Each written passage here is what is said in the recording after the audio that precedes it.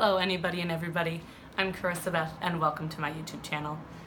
So this channel I started about 2 years ago, uploaded like 8 or so videos, and then I decided to stop.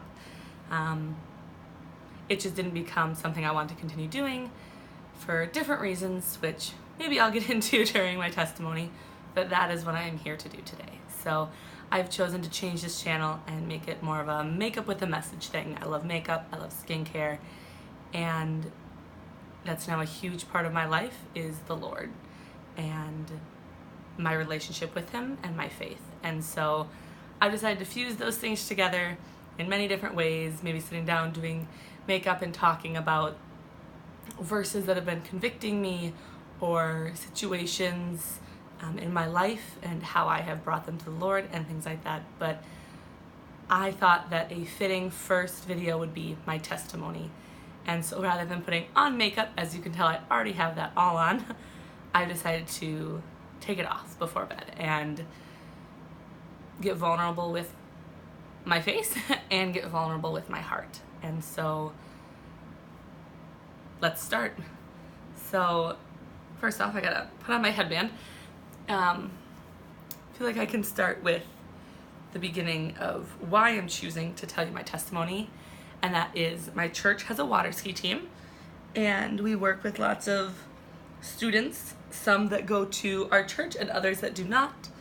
But we go to water ski camp up at Arrowhead Bible Camp, and during that week I chose to share my testimony outside of my Bible study for the first time, and I shared it with some adults and as well as with a group of about 7 incoming freshman girls, and I decided that it would be important that I shared it with you. So this is going to get pretty vulnerable and pretty intense, and if you know me and you're not sure that you want to know that much about me, don't watch it, but I would love if you sat with me and got to know me and my heart. So it's not going to be pretty the whole time because I'm literally taking off my makeup, but I figured I'd start with growing up. So I grew up in a Christian household with 2 loving parents and going to my home church, and I loved it. I loved going to church. I wouldn't miss a Wednesday at Awana's or my cell group or anything. I absolutely adored being in church and around those people. I gave my life to the Lord, or so I thought, when I was about 5 years old. In the back of my mom's car on the way from home from church, we had talked about some different things, but being someone that has now worked in a school, thinking about my heart at 5 years old, I don't know that I really truly knew what that meant. But nonetheless, if someone had asked me a year ago, that's what I would have told them. And when I was 9, I got baptized, and I thought that that was it, and I was going to continue loving the Lord, and there was going to be my life forever. But that's not quite what happened. But we're going to take a pause, and we're going to start taking off makeup. So I'm going to tell you everything I do as well, because that is what I want to do, is I want to infuse the Lord into my makeup and everything like that. So that's what we're going to start with. So first thing is that I use coconut oil as my makeup remover. Some people really don't like that, but that's okay. That's what I choose to use. I get it from my mirror's down here. I get it from what's what I'm looking for? A bulk shop, all about beauty supplies. So I just put my hand in there and, I just got it on my mouth. And I just go for it. Oh, this is gonna be so pretty. You know what, we'll just keep talking while we do this. So after I was baptized and continuing on, that is a cute look. Wow. I continued on. I was on the ski team that I was just talking about. I was a skier, and it was all going pretty well. I was following the Lord. I was active in my church and all of that. But around my senior year, I met somebody, and I would say that was the first big tripping point in my faith. So on the water ski team, I met a friend. Any names I use, I will try to replace. So I'm not going to name my friend. If they watch this, they'll know exactly who they are. But I had a friend, and I went to his graduation party. And at his graduation party, I met a young man, and we will name him Kyle. That's the name I wrote down. We'll name him Kyle. And Kyle is not a Christian, was not a Christian, and never claimed to be one. So he did not deceive me in any way. But at the time, he was just a smooth talker. I fell in love with him, and I thought, you know what? I'll change him. And if you are a Christian or have been in the church at all, you might be familiar with the term missionary dating. Dating someone in the hopes to bring them to the Lord. And I think that's kind of what I thought would happen. It did not. But we dated on and off for about 2.5 years. I'm going to use my face wash now, which I also get from this bulk beauty store. And I had this pump from an old soap dispenser that I now fill it with, so that works great. But we met and we dated unofficially for about 2.5 years. He was a year older than me, so he was going off to college. That summer that I met him, he was going off to college, and I was about ready to start my senior year in high school. And I absolutely infatuated. I was still going to church at all this time and everything, but my faith had started to get a little rocky. My youth pastor, who had been my youth pastor for the past 6 maybe years or so, had chosen to leave the position and actually ended up leaving our church. And there was someone in our church that kind of got thrown into the position, not really as a youth pastor, but just kind of an interim person. And he did the best that he could, but it was not at all the youth ministry group that I had grown up in. And I was now dating this new boy, and it just kind of seemed to be like this perfect little storm. So we dated on and off for 2.5 years. Kyle was the first person that I drank alcohol with. I did not wait till I was 21. And just little things started to slowly spiral. And eventually we broke up during his junior year in college, my sophomore year in college. We broke up, and it was tough, but whatever. I thought I was the queen and I was fine. I was going to make it all good, blah, blah, blah, blah, blah, whatever. And pause. I'm now going to use just a little face mask. It's Elf's Whipped Plumping Mask. It's one of my less harsh masks, so I tend to use it when I'm not wanting something to turn my whole face red. So that's what we're using right now. But I was in the friend that I had met Kyle through was getting married, and he and his now wife so graciously asked me to be in their wedding, and I loved getting to be a part of their day. And at this wedding, I met a boy named Caleb. Not his real name, we're calling him Caleb. I met a boy named Caleb.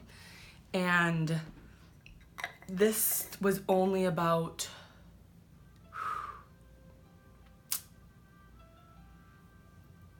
a month after Kyle and I had broken up. So I was definitely not prepared for a relationship. I was not healed whatsoever. But regardless, I started dating Caleb.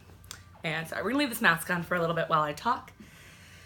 So Caleb and I had a blast at this wedding, and we started dating really quickly.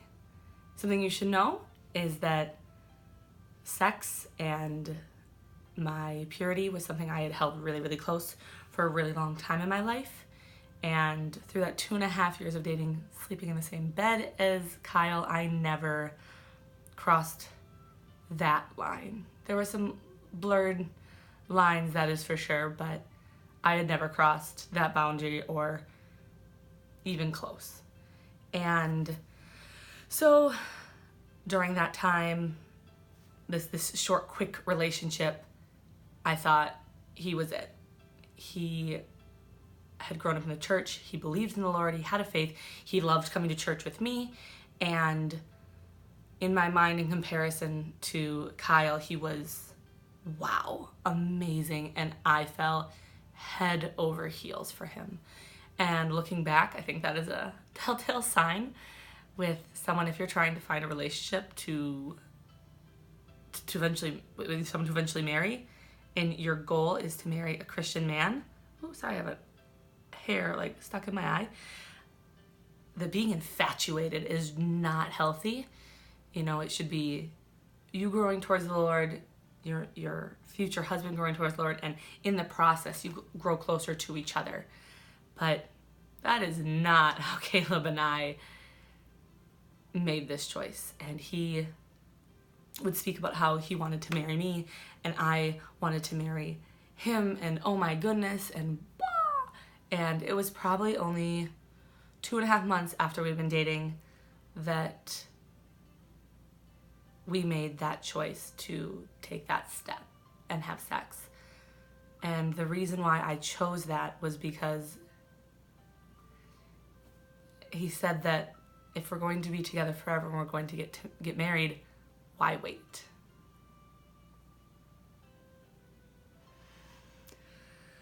Well, because he's now married and it's not to me, so that's why.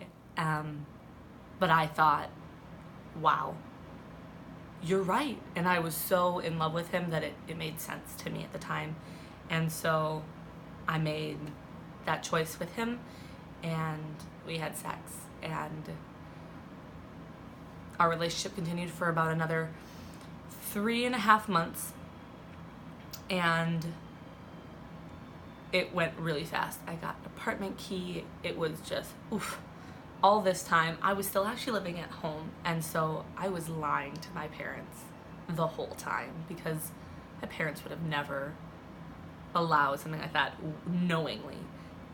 But one of my best friends lived in the dorms. And so I would say I was staying over there. I had never really lied to my parents like this, but I wanted this, and so I thought that I knew best, and so I just continued on. But about 4 months later, he broke up with me for reasons that are really unimportant, but he broke up with me, and I lost it. Because of how physical we had gotten, it was something that I had never experienced before, and it created a void in my heart that I didn't know was possible because I thought I was strong enough that if it ended, I'd be able to be fine. But I now know that is not true. But I felt like it was way too late to undo that decision. I can't undo that, but I was so far running away from my faith that it wasn't going to happen. And after we broke up, I started sleeping with other people. Sorry, one moment. My air conditioning is making excessively loud sounds. And I don't have a microphone, so I have a feeling that's going to get really loud. So, sorry, I lost my place. So I started sleeping with other people, and it was not smart.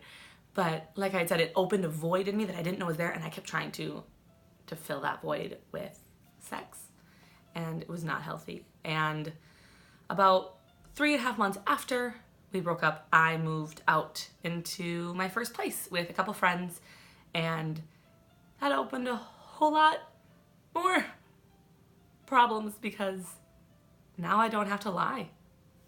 I'm not living at home. They don't know where I'm sleeping. They don't know who's in my house. My parents had no clue. And about a week after I moved out, my grandmother died.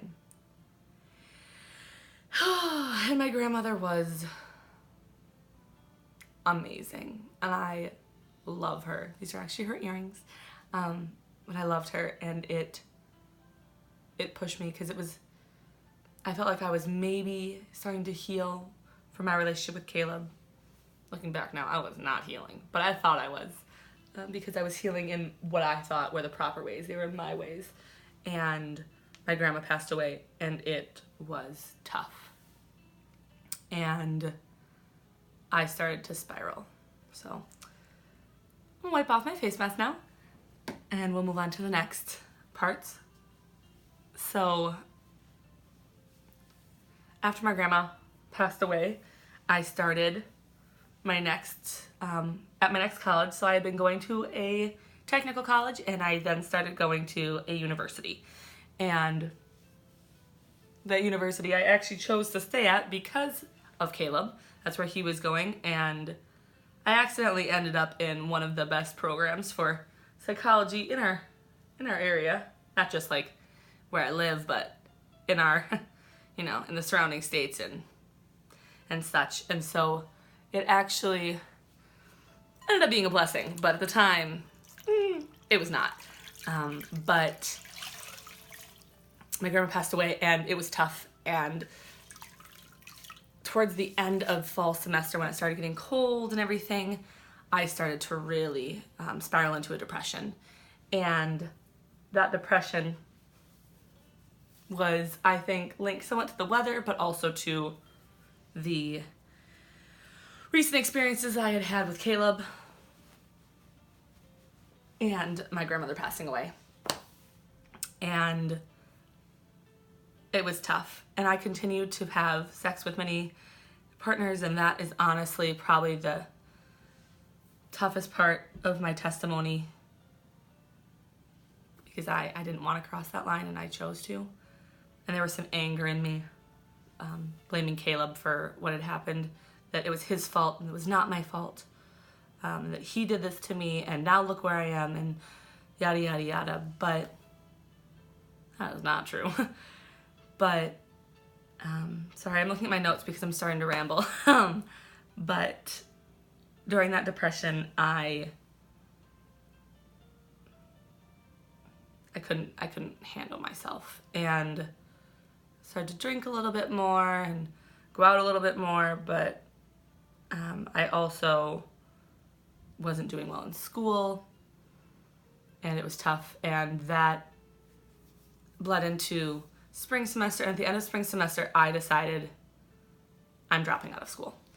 I did not sign up for my classes. I had not officially told my college, but I didn't sign up for classes, and I decided I was going to leave school, and I had no real clue what I was going to do. I had thought about maybe going into cosmetology school or something like that, but I chose I was going to leave school.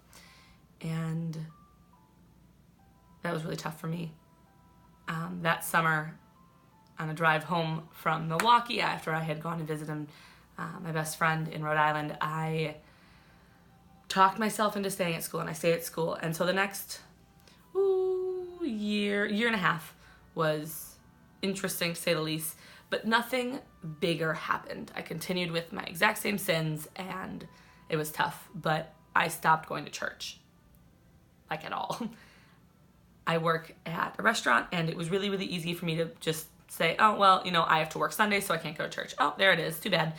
But that's not really it. I could have easily had Sundays off. I have Sundays off now. I still work at that same restaurant, but I could have gotten those Sundays off, but I chose not to, and I chose to just continue living in what I was comfortable in. So we're now going to use my toner, which I also get from that same bulk place. I buy it in a jar, and then I put it in here. Ooh. I use excessive amounts of stuff that I definitely don't need to use on my face, but I love them all, so I do. I'm also going to use a scrub, and we're going to see if I can talk through this, because I won't be able to, but it'll be fun. This is a Jeffree Star scrub that I put into a smaller container because I brought it with me somewhere and I was almost empty. But college continued on. Boom, boom, boom. There we go. And it's gonna go everywhere. And I'm sitting on my bed. It is edible, so don't judge me. But nothing else really happened. But I graduated in December, this last December, and I moved home around graduation, back to my parents, so that I could get a new, so that I could sign a lease in June or earlier and not have to worry about getting out of my old lease. So I got a sublease and all that. But moving home now, not going to church was, still an option. I was an adult. My parents were aware of that, but with a lot more guilt. And I have struggled with fear of disappointing others since I was probably 15-ish. I went to therapy for it, and it helped in the time being, but it's still very much there. Like, I will have some serious problems in my life when I feel like I'm disappointing someone in little things up to absolutely huge things. And so not going to church became a much bigger deal because I was now at home. My parents could see if I was or wasn't at work, all that kind of stuff. But so on and so forth. So I finally one day broke down to my mom and I said, hey, like, I feel so much shame. I don't want to go to church. I feel like I'm unaccepted there, and I feel like people see right through me. And I would walk in the church doors every once in a while, and Sunday morning, and they would, our greeters at the door would shake my hand and say, Karyssa, it's been so long. How are you doing? And all I heard was, you terrible Christian. How dare you? Where have you been? Oh, and it ate at me. It just absolutely ate at me. We're going to do my illuminating eye cream, also from e.l.f., because e.l.f. is actually fabulous. So, ring finger. Doesn't put as much pressure on your eye. And just go right around. But, so I broke down. But one thing that I have learned about myself is that as soon as I let something out, I can usually get over it pretty quickly. And so after letting that out, I went to church that following Sunday, and was it a battle for myself. But I got up and I got ready and I went to church. And I don't remember who I sat with that day. My young adults group sits together. I think I might have sat with my parents. I'm not confident. But regardless, I went to church and I saw some people, and I saw my young adult and worship pastor, and he said, hey, young adults has large group tonight, so I'll be meeting at the church at 5:30. You should come. And I said, oh yeah, perfect. I will be there, with no real intent of going. But when I left church that day at around noon, 12:30, I thought about it more and more, and I thought, you know what? I'll go. I'll see what happens. All right, next I use my Mario Badescu, I think that's how I say it, facial spray with aloe, herbs, and rose water. Beautiful. And where's my cap? There it is. And so I went that night to this group, and I walked in the doors, and I think that whole night could have gone so much differently, but a friend that I had known since like 6th grade, who I'm now really good friends with, I walked in the door, and I was probably inside the building for less than a minute, feeling completely just like, I know over half the people here, and I feel so out of place. She immediately waved me over. She said, hey, you're going to come to our group tonight. Does that sound okay? Weight off my shoulders. And so I went with their group, and that night I was so vulnerable, and I let it all out. All my shame and how scared I was and hurt I was, and all of my sin revolving around sexual impurity and immorality, and what am I going to do? Like, I already said yes, now what? What am I supposed to do with this weight and this guilt? And I was so beyond honest. And that was January 27th of this year. And after that, I just continued going to church, and I felt so so hard back into my church and into my faith, and it was amazing. And I am surrounded by a beautiful body of people, and it is wonderful. But something that I have learned is that I've started making my faith mine, and not something just because my family went to church or for a reason like that. I started going to church for me. I went because I wanted a relationship with the Lord, and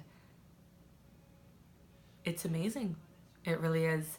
And I have since given this area of my life to the Lord wholeheartedly.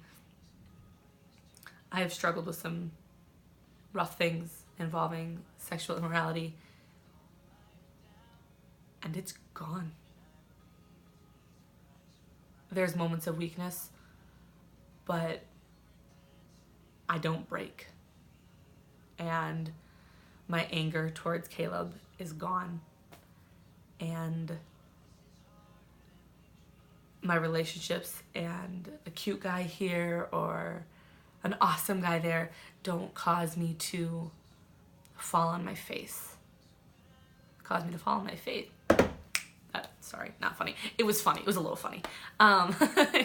It causes me to fall on the Lord and let him make those choices for me, and it is beautiful. And we're gonna go to my next step, which is my essential oils. So I use Young Living essential oils. Yeah, there you go. I definitely use more on my face than I'm supposed to, or I need to, but I'm almost out of this. It's my Copaiba. I said it right. My aunt always makes fun of me because I always can't say it.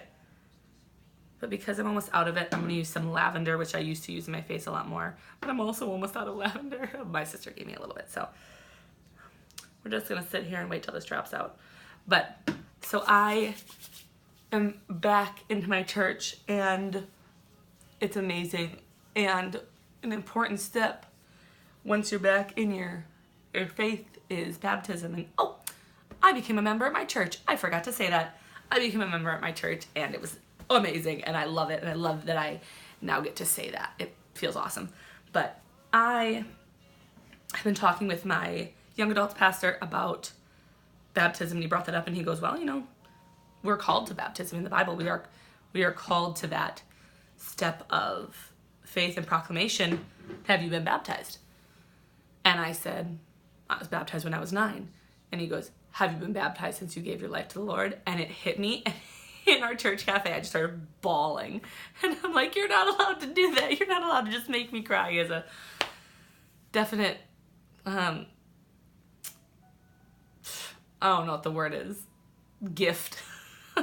He breaks you down in a beautiful way in front of the Lord sometimes, he doesn't even mean to, but it's fabulous. And so I'm getting baptized at the end of the month, but I have released this weight and shame from my life.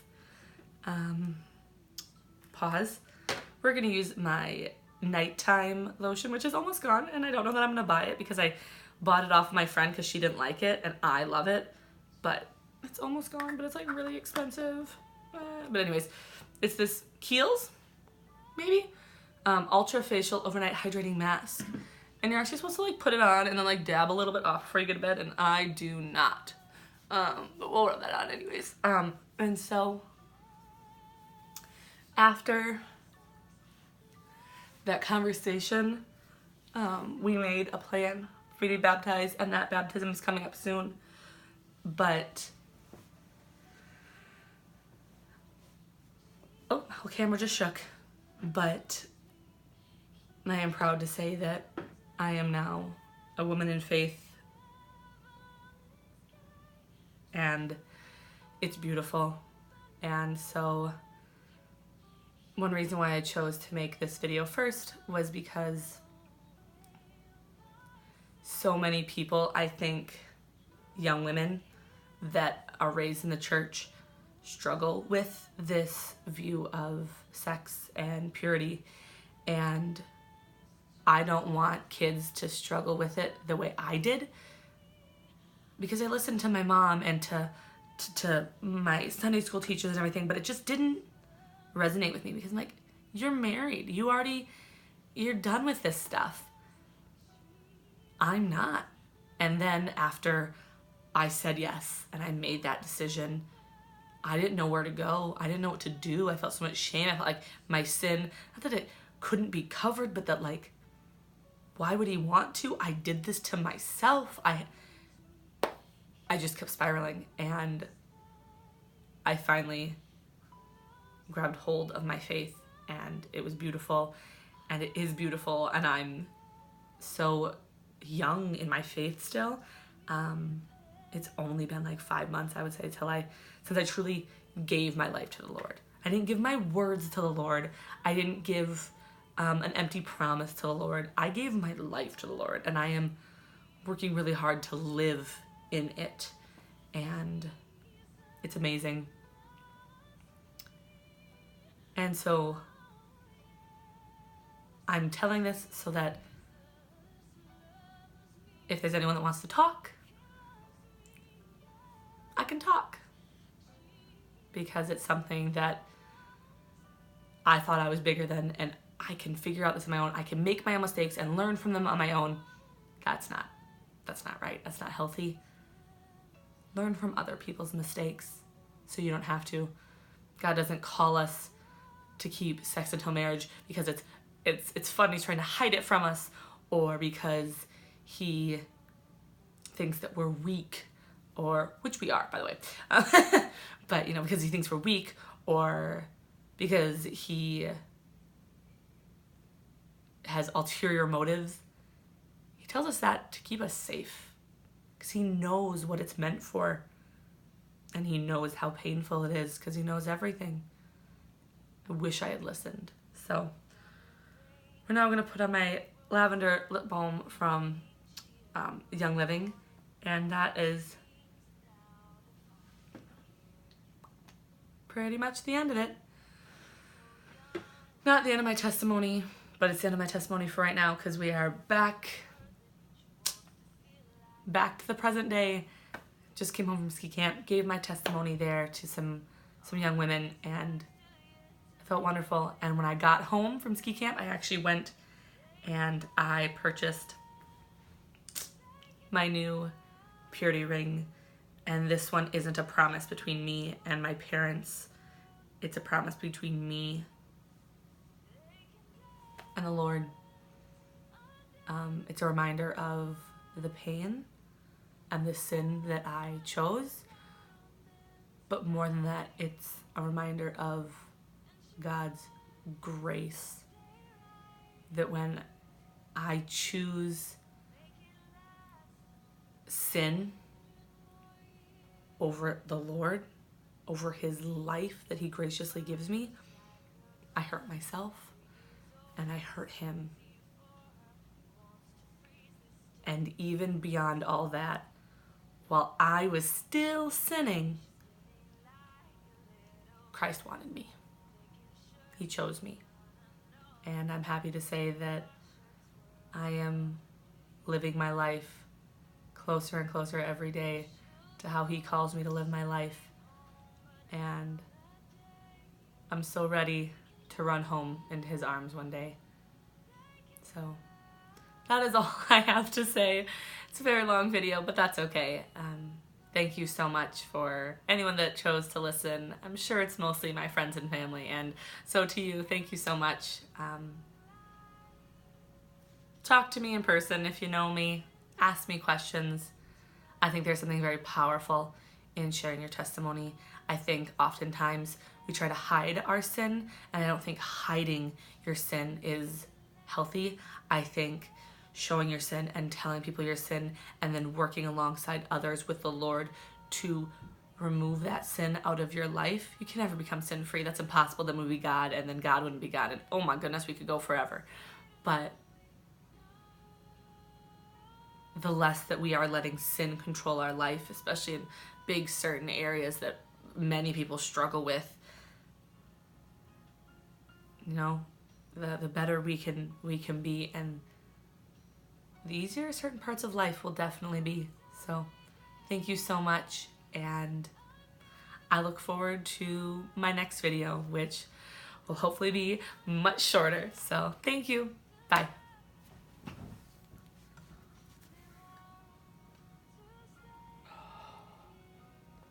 Oh no. How much of it?